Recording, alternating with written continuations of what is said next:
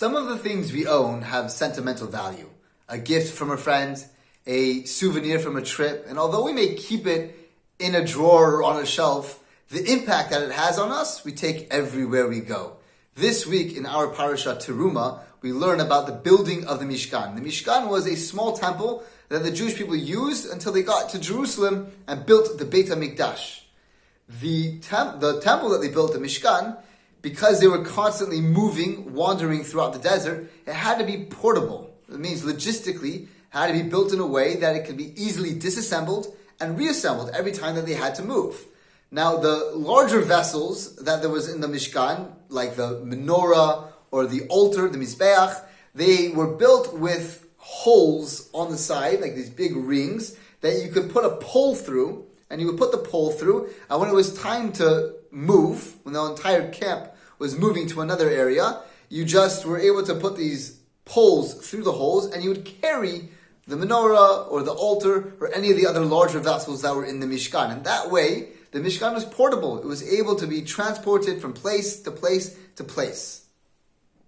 The crown jewel, the most important thing in the Mishkan, was the Aron, the golden ark. And in the ark was the tablets that Moshe got from Sinai that represented the Torah, the wisdom, the ethics, and the morality of the Jewish people.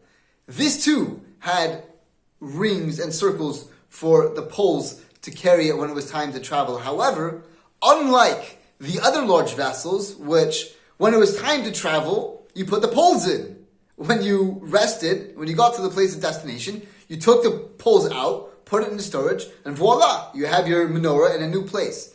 The Aron was not like that. The Torah says the Aron's poles, which were used to carry it, were never, ever, ever allowed to leave.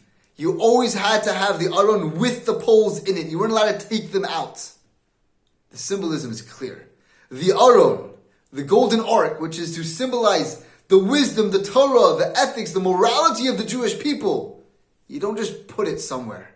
It was constantly in a traveling mode because you take it everywhere you go. The wisdom of Judaism is supposed to pervade every aspect of your life. It's supposed to sneak into every corner of your world.